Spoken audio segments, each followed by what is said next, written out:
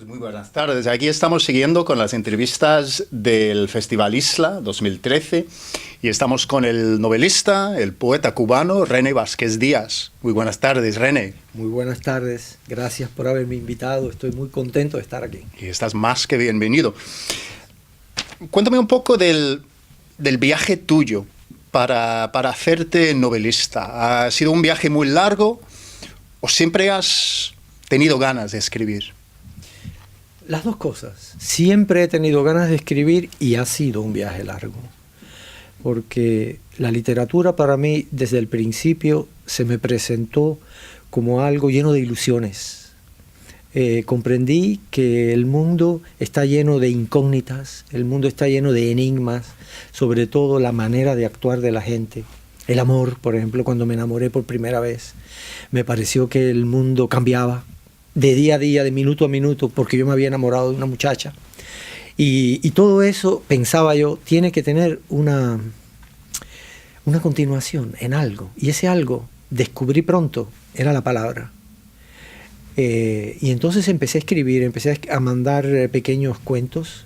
Mi abuelo, que era medio sefardita por parte de madre, mi abuelo Pompeyo Vázquez Casasús, tenía una imprenta que se llamaba La Milagrosa, y allí comenzó mi gran afición por la lectura. ¿Por qué? Porque mi abuelo, además de tener esta imprenta, él era un gran encuadernador de libros. Entonces él encuadernaba los libros de los ricos. Los ricos venían, por ejemplo, con todo Balzac, todas las obras completas de Balzac, y querían que mi abuelo encuadernara estas obras maravillosas, no para leerlas, sino para ponerlas en las estanterías. Entonces mi abuelo gritaba: René, llegó Balzac.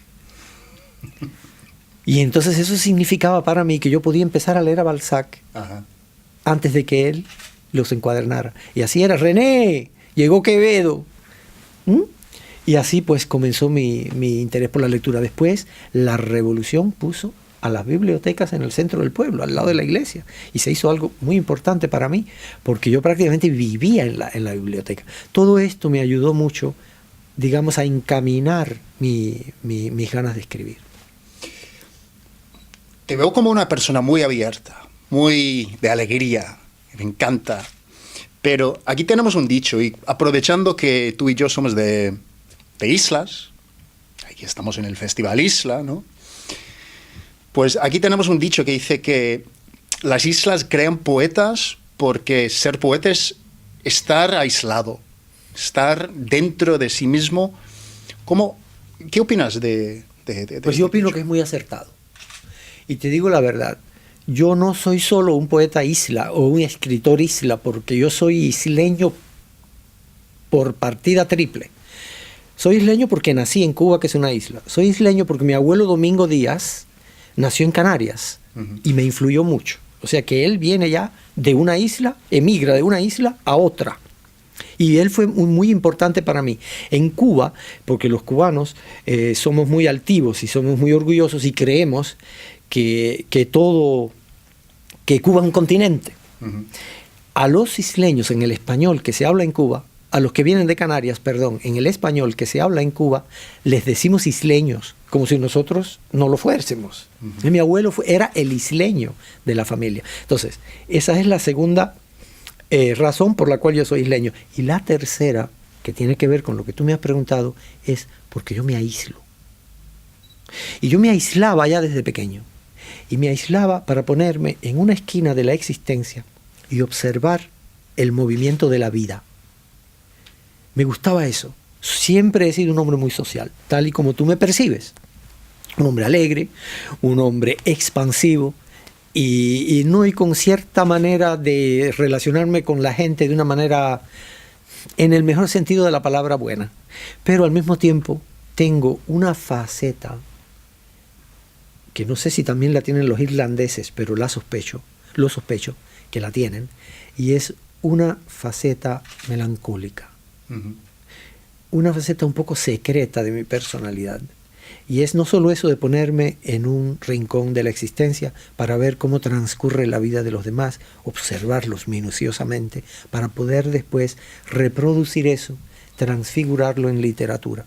Yo soy un hombre melancólico. La gente no lo nota. Porque cuando me ven, dicen, pero René siempre está alegre, René siempre está contento. Pero yo tengo esa parte. Y creo que esa faceta de mi personalidad ha sido muy importante para mi literatura. Porque si uno lee mis libros, mis novelas, y sobre todo mi poesía, con detenimiento, verán que detrás de la alegría, del humorismo, de esta manera satírica de describir la realidad, hay también un fondo de añoranza, un fondo de nostalgia, no diría yo de sufrimiento, pero digamos de melancolía pura. Y como eres poeta, novelista, ¿cómo ves los dos mundos? ¿Tú ves que son territorios completamente distintos o se mezclan? A mí me encanta esta frase que dice Octavio Paz, que la prosa aspira a decir, mientras tanto la poesía aspira a ser. ¿Tú lo ves así? No tanto, la prosa también aspira a ser, pero la poesía es la poesía es el laboratorio más completo del idioma, en el sentido de que la poesía crea un acrisolamiento del lenguaje. En la poesía podemos decir cosas con muy pocas palabras, que la prosa necesita creación de personajes, necesita páginas enteras para expresarla. Pero la poesía, el buen poeta, es capaz de expresar, por ejemplo, estados de conciencia, el goce de la vida, el sufrimiento, las locuras de la gente, el afán que tienen las personas de ser esto o de no serlo, el afán de no perderse. Cernuda decía, hay gente que se pierde por el afán y el ansia de no perderse, y al final la gente se pierde. Pero la poesía atraviesa umbrales de la existencia y del conocimiento humano y de las sensaciones y de las emociones que la prosa no atraviesa. Eso es. Pero yo no veo ninguna contradicción, la verdad. Entre los dos, ¿no? No lo veo, ni tampoco en la producción de esas dos cosas. Yo lo que sí veo es que en muchas partes de la prosa que yo escribo hay poesía. Es innegable, hay poesía. Otras no, otra es más prosaica, por decirlo de esa manera. Pero no veo una contradicción directa entre una cosa y la otra. Me encanta lo que dijiste allí abajo, lo del acto heroico de Ulises, de lo que hizo Joyce. Y además lo que comentó, que hay una poesía, obviamente, en la prosa de Ulises, ¿no? Sin ninguna duda. Un crítico sueco ha escrito sobre tu último libro, Ciudades junto al mar, que es un libro precioso. Dijo que es un Ulises cubano. Sí. ¿Qué te parece esta comparación? Bueno, desde luego a mí me causó una gran satisfacción, pero eso es una exageración. Yo creo que el sueco lo ha dicho porque esa novela, Ciudades junto al mar, es la historia de cómo se llega a ser lo que se es. Es una novela autobiográfica de cómo yo comencé mi vida de escritor y de ser humano en un pueblo pequeñito, y después he ido, como Ulises, viajando de pueblo en pueblo, de isla en isla, de pensamiento en pensamiento, de idea en idea, de contradicción en contradicción, hasta ser lo que soy hoy. Que es sencillamente un escritor cubano que vive lejos de su país y que se ha integrado totalmente a la sociedad sueca. Yo he escrito varios libros en sueco y sigo siendo cubano. Eso sí, sobre eso se han escrito tesis en diferentes universidades, porque los profesores se asombran de que un señor que ha vivido tantos años en la nieve todavía sigue escribiendo como si viviera rodeado de sol y de palmeras y de la manigua cubana. Y yo creo que eso tiene que ver con mi yo más profundo. Yo soy un Ulises que sigue viajando de palabra en palabra, de libro en libro. Y para volver un poco a lo que me preguntaste anteriormente, de la contradicción entre la poesía y la prosa, yo te diré que el último libro que yo escriba va a ser un libro de poesía. No porque lo escriba al pie de la tumba, sino porque ese libro ya está escrito. Y entonces cuando ya yo no tenga fuerzas para seguir creando, para seguir escribiendo narrativa, lo único que yo tengo que hacer es ir a los cuadernos de apuntes. Yo tengo cientos de cuadernos de apuntes que están llenos de poesía. Y los tengo allí. Ni siquiera los miro, ni siquiera los leo, pero sé que hay mucha poesía allí. Entonces, cuando yo no tenga fuerzas de crear cosas nuevas, lo único que yo voy a hacer antes de morirme va a ser regresar a esos libros y escribir ese será el último libro de René. ¿El mar para ti ha sido un punto de inspiración, un momento de inspiración para ti? El mar para mí ha sido un miembro más de la familia. Si el mar estaba de mal humor, lo sentíamos en nuestros cuerpos y lo sentíamos físicamente alrededor de nosotros, porque el mar estaba a varios metros de distancia. Y además el mar, como tú has dicho, no solamente es incomprensible, el mar es inmarcesible. Y en las islas el mar es la frontera total, que une y que separa, abismo y puente. Y para mí, sinceramente, todo el que ha leído Ciudades junto al mar me ha dicho después que lo que más han disfrutado es esa primera infancia tan libre que yo tuve justamente de un pequeño René marino. Porque teníamos un pequeño barco, esto lo cuento en Ciudades junto al mar, que se llamaba el Submarino. Era un pequeño barco de vela, le decíamos el Submarino, porque tenía muchos huecos y estaba roto y casi todos los días se hundía. Ya estaba más debajo del agua que arriba. Pues con ese barco, con muchos parches, con esa pequeña vela, yo navegué mucho siendo joven.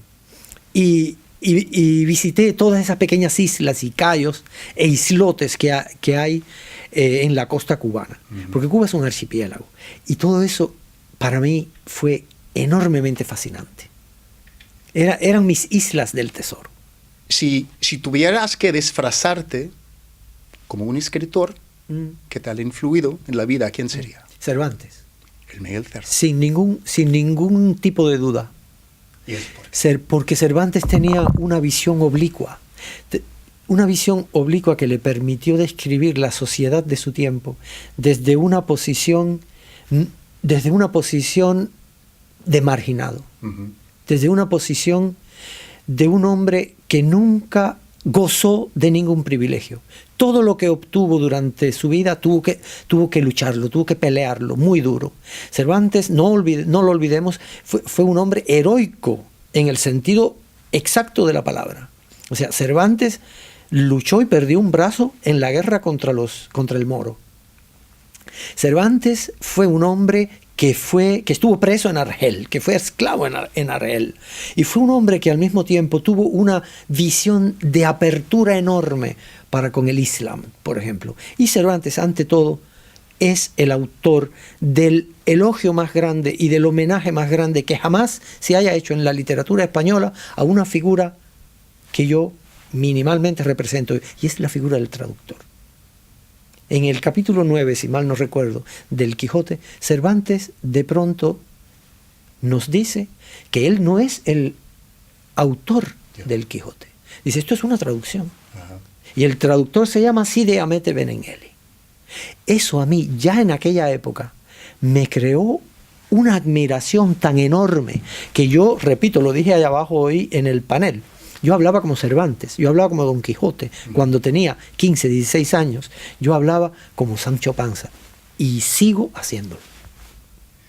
René Vázquez Díaz, ha sido un placer hablar contigo. Muchísimas gracias al Instituto Cervantes y a todos ustedes por ser tan amables.